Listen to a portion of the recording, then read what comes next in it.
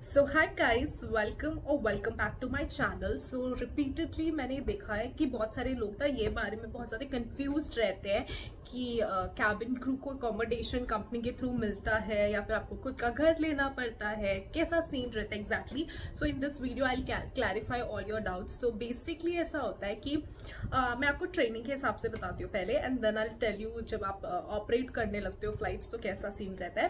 सो आप जैसे ट्रेनिंग के लिए जाते हो, आपके ज्वाइनिंग डेट्स मिल जाते हैं। बहुत सारे लोगों को समझ नहीं आता, like they are also confused about this कि आपको ज्वाइनिंग डेट कब मिलता है अगर आपका इंटरव्यू क्लियर हो जाता है। So see it depends, okay. I personally feel that it depends upon your resume, how good resume you have made. So for example, मैंने जिनके साथ इंटरव्यू दिया था तो हम 3 लोग डायरेक्ट सेलेक्ट हुए थे और तीनों में से मेरा ज्वाइनिंग डेट पहले आया था। So I got my joining date after 1 month of my interview and so it depends, okay. ऐसा होता है। और उन लोगों का आई थिंक 2 या 3 महीने बाद आया था, आई थिंक 3 महीने बाद आया था उनका ज्वाइनिंग डेट। उनको कॉल्स नहीं आ रहे थे, मेल तो उनको भी आ रहा था, बट देन उसके बाद उनका थोड़ा स्लो हो गया था प्रोसेस। तो I think it definitely depend upon your resume, how good resume you have made.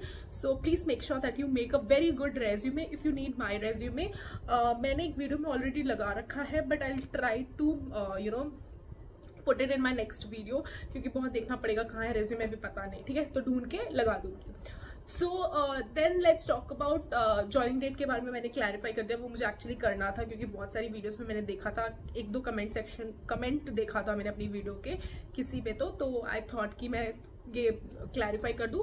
And next thing is about the accommodation. तो आपको एकोमोडेशन, जैसे अभी मेरे को ज्वाइनिंग डेट मिल गया है और ज्वाइनिंग डेट नहीं मिलता है उससे पहले, आप जैसे आपको अभी पहले वो बुलाते हैं क्लास 2 मेडिकल्स के लिए, वो आपको गुड़गांव बुलाएंगे, तो आपको तब से ही एक्चुअली गेस्ट हाउस दे देंगे वो आपको, ठीक है। तो वो 15 दिन के लिए रहता है आपके पास, ठीक है।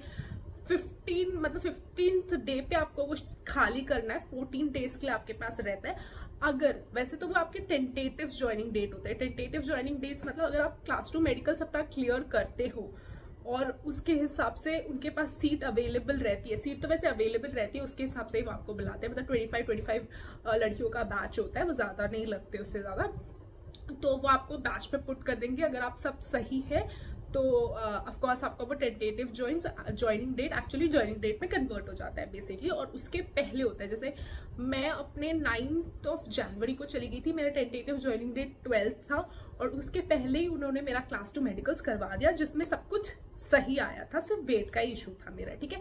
तो इसलिए वो मेरा टेंटेटिव ज्वाइनिंग डेट जो है वो चेंज हो गया था ज्वाइनिंग डेट पे, ठीक है। तो और मोस्टली लड़कियों का जो इशू हुआ था ज्वाइनिंग डेट नहीं मिलने में, वो था कि उनका ना ब्लड, ये क्या बोलते हैं, हीमोग्लोबिन थोड़ा वो था, ठीक है। तो आप हीमोग्लोबिन के लिए ऑफकोर्स ABC जूस पियो, सो दैट फिर बहुत सारी लड़कियों ने ऑफकोर्स, और वो आपको टाइम देते हैं, किसी किसी को वो बस हेल्ड बैक कर देते हैं कि आप ना नेक्स्ट बैच में आपको डाल देंगे, बट कुछ कुछ लोगों को वो लोग स्टिल रख देते हैं और फिर बोलते हैं कि आप ना ये सारी चीजें ठीक करके ये टाइम देते हैं कि इतने टाइम में आप हमको मेडिकल रिपोर्ट्स ला के दे दो। अब बहुत सारे लोगों का ये भी डाउट होता है कि मैं इसी वीडियो में बता देती हूँ ऑफकोर्स। तो बहुत सारे लोगों का ये डाउट होता है कि अगर हमको वापस दूसरी बार मेडिकल टेस्ट करवाने पड़े, तो इंडिगो में ऐसा है, मतलब मुझे दूसरी कंपनी का नहीं पता, बट मैंने सुना है अपने दोस्तों से कि दूसरी कंपनी में उन्हें खुद के पैसे लगाने पड़ते हैं मेडिकल टेस्ट के लिए, और बाद में शायद उनको रीएम्बर्समेंट हो जाता है, जो भी होता है मुझे नहीं पता। बट इंडिगो में ऐसा होता है कि वो आपका सारा खर्चा उठाते हैं, मतलब फ्लाइट का भी सारा खर्चा वही उठाएंगे। तो मेरे साथ सब कुछ फ्री था, ऐसा नहीं है कि मुझे कहीं पैसे देने पड़े थे, क्योंकि ऑलरेडी यार इतने खर्चे कर रहे हैं तो इट्स बेटर दैट आपकी कंपनी आपका ये सारा खर्चा उठाए ना। तो मेरे साथ ऐसा होता कि जो मैं यहाँ से गई थी तो एक मेडिकल टेस्ट उससे पहले भी हुआ था, मतलब पहले अपना वो जो इंटरव्यू में होता है एक BMI राउंड, वो तो हुआ ही था। उसके बाद एक और होता है आपका, जिसमें आपका सब कुछ चेकअप वेकअप होता है, उसमें भी आपकी कंपनी ही सारा पैसा आपका खर्चा उठाती है, ठीक है, लैब में जाके। उसके बाद जो क्लास 2 मेडिकल्स होता है वो तो ऑफकोर्स आपकी कंपनी डॉक्टर ही देख रही है इंडिगो के, तो वो भी फ्री होता है। और जो मैं ट्रैवल कर आई थी, मतलब लाइक मैं दिल्ली गई थी, तो वो भी जो ट्रैवलिंग का था वो सारा खर्चा वो मेरी कंपनी ने ही उठाया था। कैब भी उन्होंने अरेंज की थी, सब कुछ वही अरेंज कर देते हैं, आप सबको टेंशन लेने की कोई जरूरत नहीं है। और बहुत ये चीज़ मुझे काफ़ी अच्छी लगती है इंडिगो की, वो ना आपका मतलब आपका ध्यान रखते हैं बहुत अच्छी तरीके से। और उसके बाद जो हुआ था ये था कि हाँ, तो फिर मैं वहाँ पे गई थी एंड क्लास 2 मेडिकल्स हो गए, तो वो चेंज हो गए। तो मेरे पास 14 दिन के लिए अकोमोडेशन था।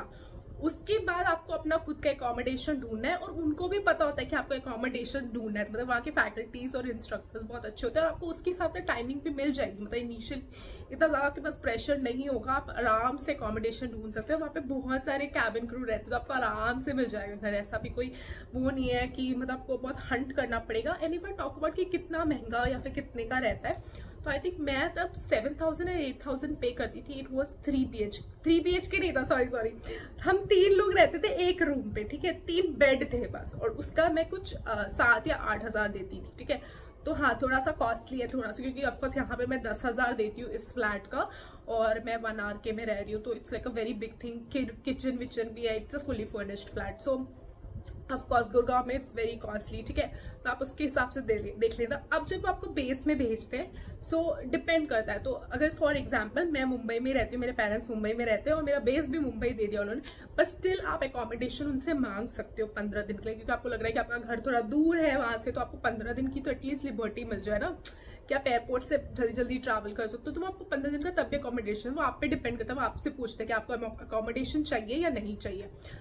तो बिकॉज बहुत सारी लड़कियों ने ऐसा किया था कोच्चि में, जो मेरे फ्रेंड्स थे, तो उनका ना घर कोच्चि में ही है, बट स्टिल उन्होंने एकोमोडेशन लिया था, बिकॉज उनका घर थोड़ा थोड़ा दूर है, 1 घंटा ऐसा ना। तो it's better that you take accommodation. आप 15 दिन एटलीस्ट होटल में रहो, मस्त खाओ पियो, थोड़ा एंजॉय करो, एंड देन अपनी फ्लाइंग स्टार्ट करो। आपको टेंशन भी नहीं होगा, एयरपोर्ट के पास ही देते, मतलब हाँ वो भी 1 घंटे दूर ही दिया था एक्चुअली, बट स्टिल ठीक है। तो लोगों ने लिया है, बस मैं ये कहना चाहती हूँ कि लोगों ने लिया है एकोमोडेशन, ठीक है। तो आप एकोमोडेशन ले सकते हो अगर आप चाहो तो।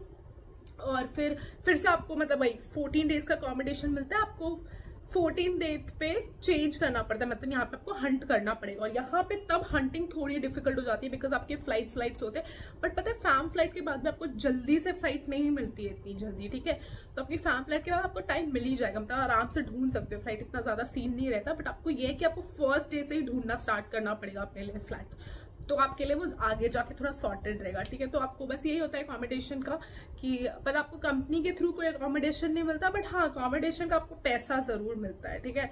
तो आपकी सैलरी में आता है, तो आपकी वो सैलरी में पैसा आता है, अकोमोडेशन वाला पैसा, ठीक है।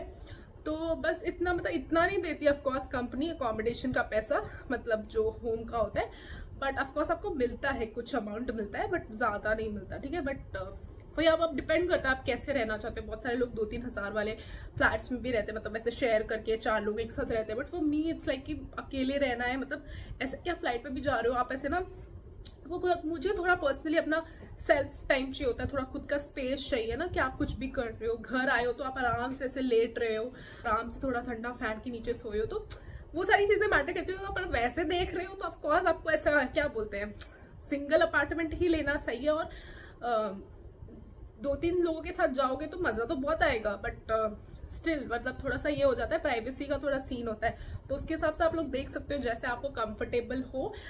बस ये क्लियर करना चाहती थी मैं कि अकोमोडेशन आपको कंपनी के थ्रू नहीं मिलता, सिर्फ 14 दिन का मिलता है। और बाकी तो आप लोग, अगर आपको डोमेस्टिक लेओवर के बारे में, कुछ और के बारे में पूछना हो तो ऑफकोर्स आप कमेंट सेक्शन में पूछ सकते हो, I am happy to hear. And with this I think सब कुछ क्लियर हो गया। अगर आपको कोई भी डाउट है तो प्लीज मुझे कमेंट सेक्शन में पूछ लेना।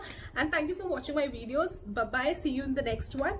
Thank you for watching, please like my videos, please like, share and subscribe to my channel. Thank you for watching, bye bye, take care.